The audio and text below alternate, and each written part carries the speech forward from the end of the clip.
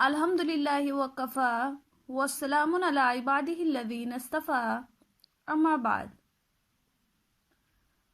अस्सलामु अलैकुम वरहमतुल्लाहि वबरकातुहू। Dear students, hope everyone is doing well. MashaAllah tabarak wa ta'ala, and may Allah subhanahu wa ta'ala bless every one of you. Dear students, जैसा कि आप जानते हैं कल हमने पेज नंबर 4 पढ़ा था, आज भी हम पेज नंबर 4 ही पढ़ेंगे। तो आप अपने अल कुरान पे पेज नंबर 4 निकालें।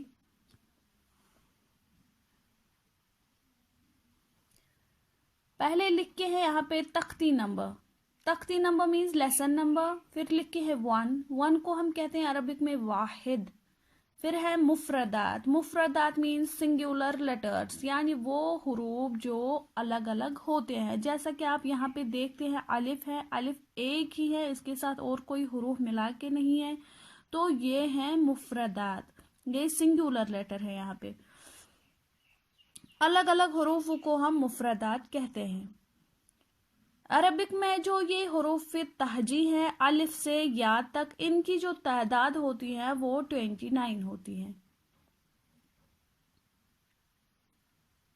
तो चलिए स्टार्ट करते हैं और उम्मीद है आप मेरे साथ ये दोहराएंगे। आऊज़ु बिल्लाहि मिनश शैतानिर रजीम, बिस्मिल्लाहिर रहमानिर रहीम। रब्बी यस्सिर वला तुअस्सिर वतमिम बिल खैर वबिका नस्तईनु या फत्ताहु रब्बी ज़िदनी इल्मा।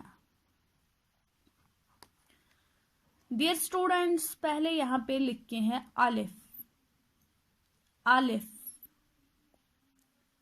बा, बा, ता, ता, सा, सा, जीम, जीम, हा, हा, खा, खा, दाल, दाल, दाल, दाल, रा, रा, ज़ा, ज़ा।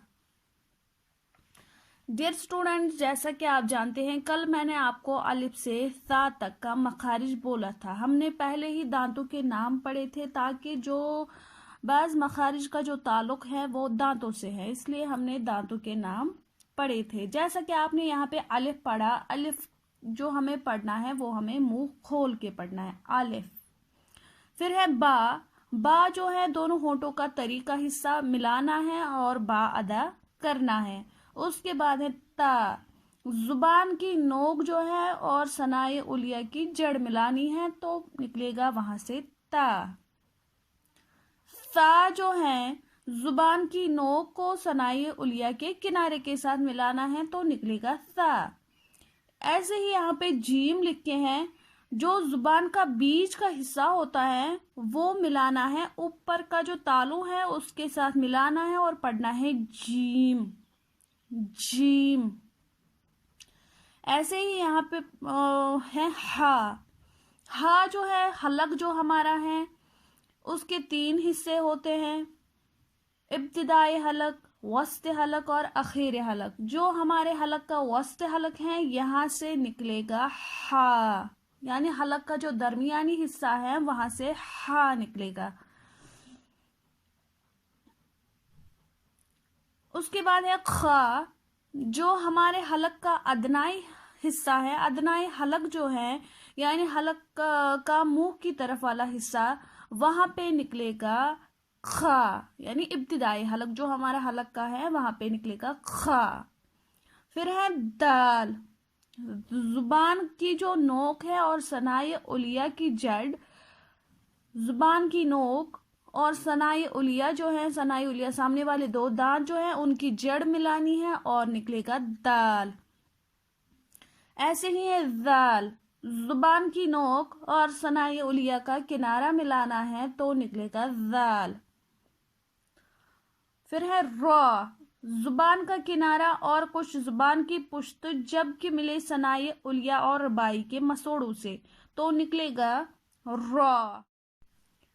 उसके बाद है जा, जुबान की नोक और सनाई सुफला। क्योंकि मैंने आपको पहले ही बोला है सनाई सुफला हम किन को कहते हैं, सनाई सुफला जो नीचे वाले 2 दांत हैं उनको सनाई सुफला कहते हैं। सनाई सुफला का किनारा और कुछ इत्तिसाल सनाए उलिया से। जुबान की नोक जो है और सनाई सुफला का किनारा और कुछ इत्तिसाल सनाए उलिया से, वहां से निकलता है जा। डियर स्टूडेंट्स, कल मैंने आपको यहाँ पे नुक्तों की पहचान भी कराई थी। आज मैं फिर से रिवाइज करूंगी। बा के नीचे 1 नुक्ता होता है, ता के ऊपर 2 नुक्ते होते हैं, सा के ऊपर 3 नुक्ते होते हैं, जीम के बीच में 1 नुक्ता होता है, खा के ऊपर 1 नुक्ता होता है, जाल के ऊपर 1 नुक्ता होता है, जा के ऊपर 1 नुक्ता होता है। डियर स्टूडेंट्स, उम्मीद है आप ये हुरूफ तहजी मखारिज के साथ लर्न करेंगे। वस्सलामु अलैकुम वरहमतुल्लाहि वबरकातुहू।